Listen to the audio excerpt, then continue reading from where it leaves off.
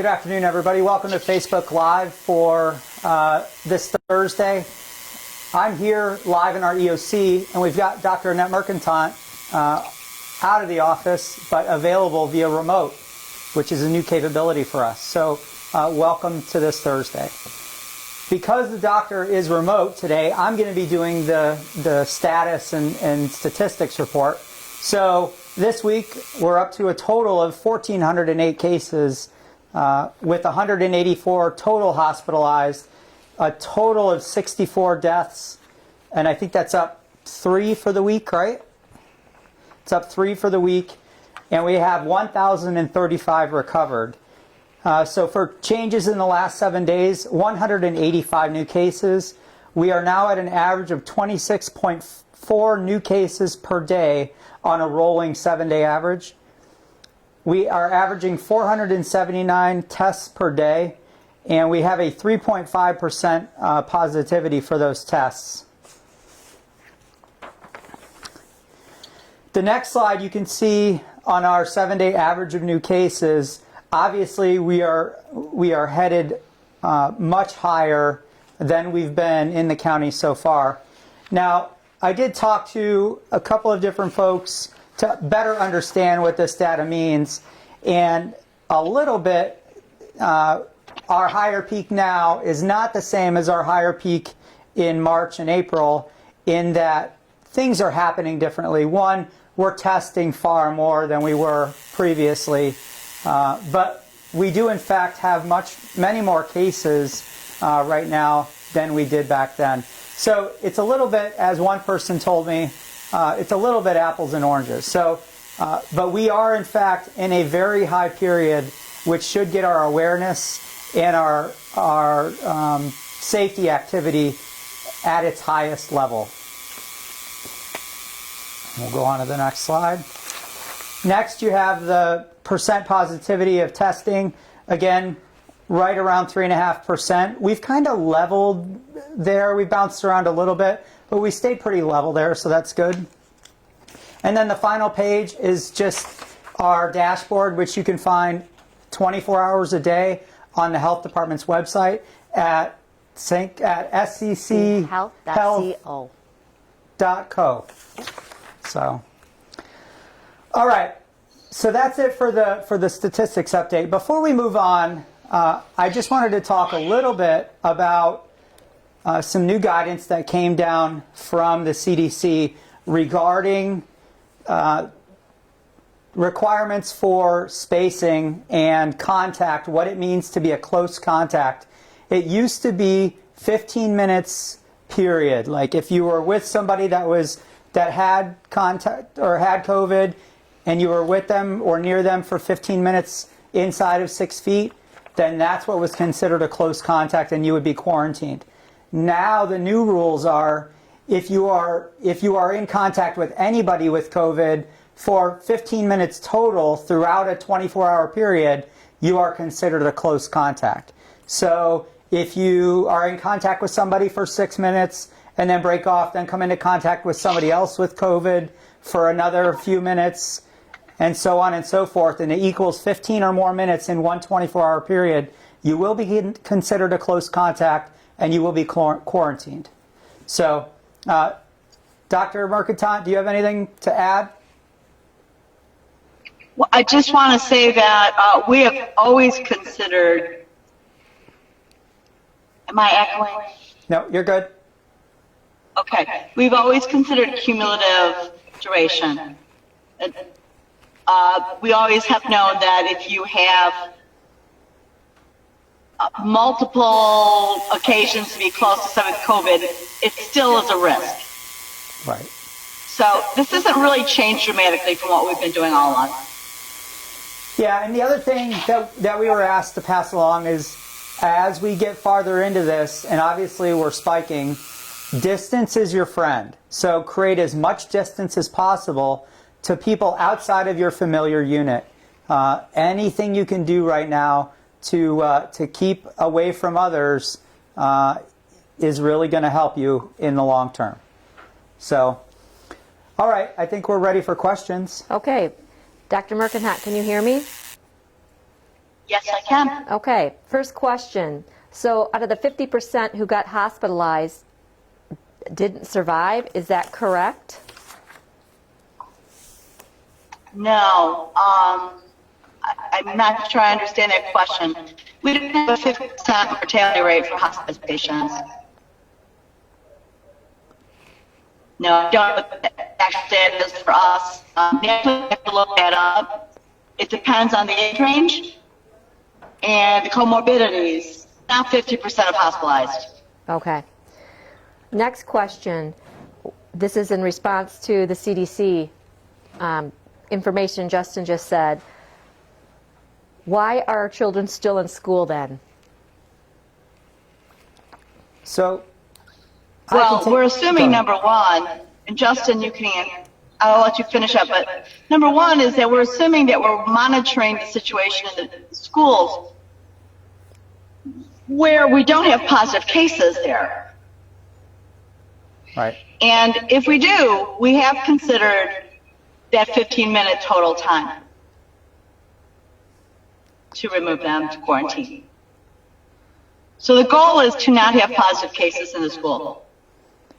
And what I was going to add to that, Doc, is right now we're not seeing transmission inside the school. We're seeing cases inside the school where the transmission is coming from outside the school. And so far we've been able to quickly isolate and remove those people from the schools and stop outbreaks from happening in the schools.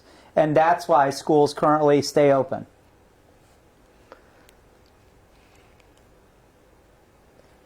Can you please apologize for the echoing? And if there is any echoing, we really apologize. Obviously, this is the first time we're doing this remote. And I do want to explain for a minute why we're doing it remotely. Obviously, with the increased community transmission, we are preparing and practicing for having to make sure that we can transmit this with Dr. Mercatante in one place, myself in another place, and the staff potentially in a third place. So we're working out some technical difficulties.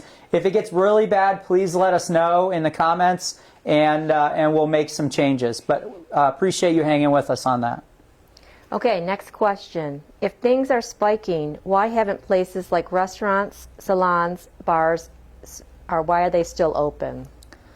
So I can take that one. They were previously closed on the governor's executive orders.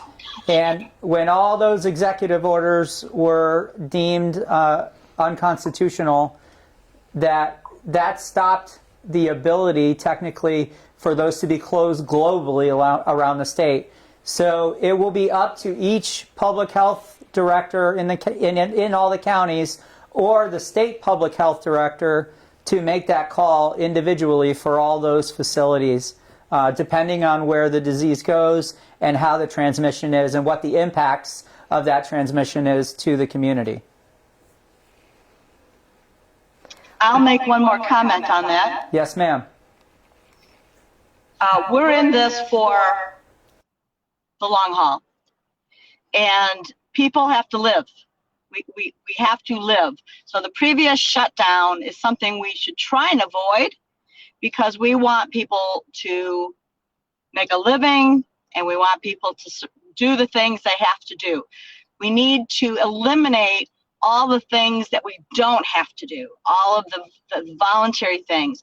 But hairdressers and people who are producing food, those are considered pretty essential. And my suggestion is to not shut them down, but for us to all use these services much more wisely. And if we do that, there's very adequate information that if we use these services carefully, that they are not a super spreader kind of source.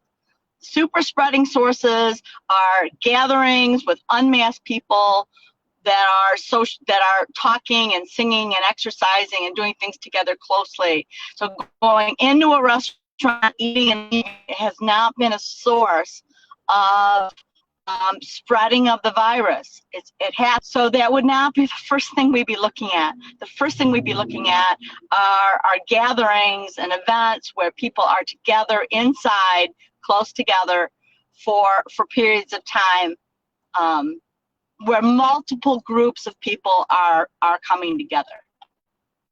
That's not what happens when you get your hair cut, right? So. Okay.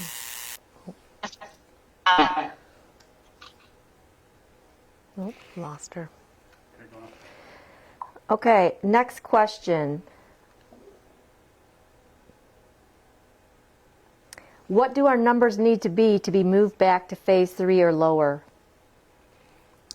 Well, that's a good question. And I'm not sure there's really a straight answer on that. Currently we are where, Brandon? Where are we today in the 7-day rolling average? We are considered in... We're considered very high, right? Very high. So we know that. But even in the areas where we're considered very high, such as the UP and the west side of the state, we don't see any rolling back or anything like that. What we see is public health and MIOSHA and the state director of public health and lots of other people really digging in and trying to do things to ensure that we don't have to go back into a shutdown. Just as Dr. Mercatante just said, there's a lot of pluses to continuing to fight this and continue on with some parts of our normal daily life while adjusting and doing the right thing to stop and slow down the spread of this virus. It can be done with good public health measures. We know that. We just have to work through it.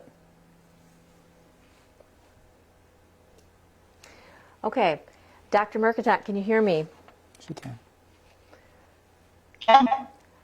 Question for you.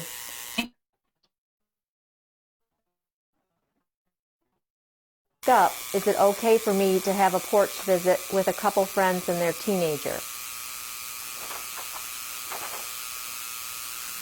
So outdoor visits are safer than indoor visits. And the duration is important, but how far away you are is probably going to be a lot more valuable here. I visit with friends outdoors. If it's somebody that just not part of my pod, that's not part of my normal cohort, we stay on opposite sides of the porch. That's how I do it. I think that can be done. I think being outdoors is smart, but when you have to bring it indoors, when it's getting cold, what I would encourage you to do is, quite honestly, I would encourage you, if there's people that you have not normally been with, especially if they have been in other places, to do those visits remotely. And have your close circle all kind of remain in that same social bundle. So that if you're going to work together, you're going to be in person, it's the same group of people that you can be pretty comfortable with where they've been and what they're doing outside of the required work schedules. And I'm hopeful that the workplaces are also relatively low risk, because our workplaces are supposed to have laws that are preventing their workforce from getting exposed. So that's an important factor too, that when you go to work, that your complying with the rules. Thank you. Justin, do you want to take question number 1 off your sheet? Sure. So one of my first questions is, what are the new MDHHS order requirements for residential care facilities, and when do they and remains in effect until lifted? But I believe they reset every 30 days. So you don't have to check me on 30 days on that, but the legislature has granted MDHHS specific authority for public health events such as this, public health emergencies such as this, and that's how the Department of Public Health is dealing with this COVID emergency. So this order further expands exceptions permitting indoor visitation in residential care facilities under certain circumstances, and I'm going to read them off for you. So right now, like I talked a minute ago about how we're in level D, so you can always have outdoor visits at residential care centers. You can have indoor visits, but the visitors must be tested, and there must not be any recent cases within the last 14 days in the facility.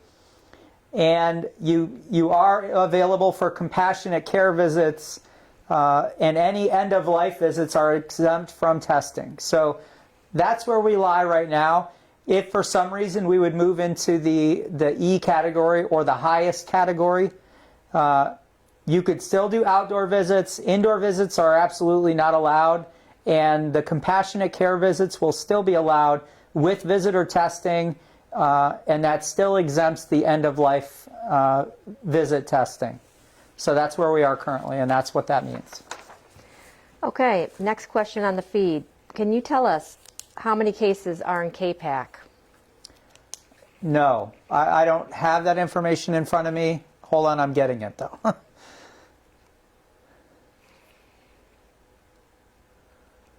And I think the right answer is the total cases overall, right, Brandon? Yeah. Yeah, if you want total cases overall, Yeah. 29. So we've had 29 total cases since the incident began overall. In the last 10 days, Yeah. 7. And in the last 10 days, we've had 7 In the Capac area. in the Capac area. Okay. All right, next question.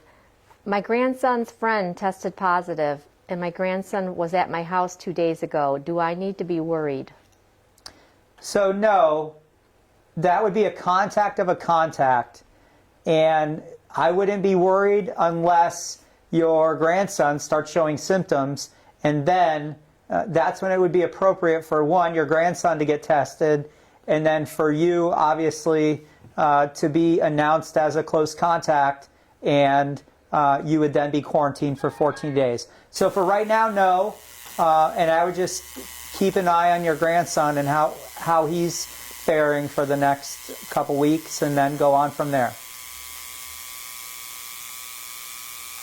Okay. Next question. Where can I find rapid testing? So luckily, we do have in the county at least one site now where they're doing rapid testing, and that's MedExpress in Port Huron, Fort Gratiot. And then all of our other rapid testing is mostly in Macomb County and other out-county areas. All the Beaumont Urgent Care facilities, Washington Urgent Care in Macomb County, I think that's in Romeo, or Washington Township, which is basically Romeo. And in all of those, the provider has to make the determination. None of them are free. None of them are drive-up. And it is billed as a full office visit as well, because the doctor there is writing the script to do the test. So you can also find a full listing of all of the testing facilities, both in our area and around our area, on the St. Clair County Health Department's website. Okay, next question off your sheet, Justin. I work at a hotel. How can my employer protect me? So MIOSHA has required already that all employers, regardless of the business or operations, have a COVID response plan. And your employer should have developed that COVID response plan, and it should have already been shared with you. In addition, the CDC has created guidelines for employers and employees in the hospitality industry, and that can be found on the CDC website. And if you need further help, feel free to email us at covid19@stclaircounty.org. Okay, we don't have any more questions on the feed. I have one more. Okay, go ahead. So another question I have is, has the EOC been fully activated, and what does that mean, and how will it affect the general public? So the EOC has been constantly activated since early March. Actually, March 19th is when we activated it. We did step it down in June from a full activation to a partial activation. We still today remain in a partial activation, but we are making plans to potentially step it back up to a full activation, but it will be modified so that we can entertain that distance requirement that we so much preach about, we're going to have less people in the EOC, and we have created more space in both of our buildings here to ensure that we have the space for all of our partners and employees that come in here to work in the EOC to ensure the safety and security of our public. Okay, we have a couple more questions on the feed. Awesome. How much does the testing cost? And if the person doesn't have insurance, is there a cost decrease? I think they're referring to the rapid testing question. Yeah, so that will always depend on the facility. I think the test is roughly, so a PCR test is roughly between $100 and $150. And trust me, that is just my experience. Don't go basing your decision off of that. We don't have enough experience with cost on the antigen test yet, the quick antigen test. So I can't answer that question for you. Please, if you need me to dig into that more, please feel free to follow up either on the Facebook comments or at COVID-19 at stclaircounty.org, and I'll have myself. Hey, Justin. Yes, ma'am. So the cost of tests is on the testing website. It'll tell you if you're looking for a cost-free test. You can mark that, and it'll filter it for you.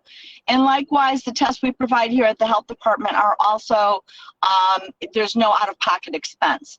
So insurances will be billed if you have it, but if you don't have insurance, there are tests available that will be no out-of-pocket expense to you. Not true so far with the antigen testing that I know of, but more to come on the antigen testing. That might end up being, there might be some availability for that, but we got this. Dr. Mercatante is always far smarter than me, so I'm just the guy warming the seat. So thanks, Doc, for that. Okay, next question. Yes, ma'am. it changes all the time. That's right. I think, based on our current numbers in our community, that our local hospitals should be testing all preoperative patients and any admitted patient to the hospital, regardless of admitting diagnosis like they were in April. So I'm going to let Doc answer that, but here's what I'll say. I don't want to ever get in the business of directing medical facilities on what to do. They usually beat us to the punch on the requirements. But I'm going to let Doc go and answer that, if you don't mind. Yeah, there are guidelines from the American Surgeons Association and various medical societies. There are guidelines of best practice. There is no requirement for hospitals or physicians to pre-test, but I do believe most of them are. There is a side to that, and that is very important and necessary procedures and testing and treatment. So the hospitals have rapid testing available to them, and they do the testing when it's relative to what they need to do. Can you guys still hear me? You can. That was a perfect answer, too. Thank you so much. Okay, next question. Can you reiterate, if someone tests negative after being exposed, should they still stay quarantined for a full 14 days? So we get this question all the time, and yes, you are required to quarantine for the full 14 days, regardless to if you take a test every single day of that 14 days. It doesn't matter. You must stay quarantined for 14 full days. Okay. This person wondered, where is the closest testing site to the Algonac area for COVID testing? I think the Community First Health Center is right there in Algonac. I would give them a call. They will most likely be able to help you out. Okay, next question. With the county risk level currently at very high, it states that there should be reduced density allowed in schools with strict mitigation measures. What would reduced density be considered? So, Brandon, just correct me if I'm wrong. The first block is still white, right? And then the second and third block are yellow. So as long as there's no outbreak visualized in that school or in that building, then they continue with their current COVID response plan. If there is an outbreak in the building or any sort of transmission, then they have to go to reduced density and move from there. So that's how it works right now in our county. And reduced density also can space as much as possible. Right, and again, what my partner just told me is anytime you get into reduced density, we're also looking for as much space as possible. So both reduced density in humans and then space everybody out as far as possible. Okay, next question. So many are under the impression that COVID is less severe than it was in the initial outbreak back in the spring. Is there truth to this? Are we seeing more mild cases than what was seen earlier? Doc, do you want to take that one?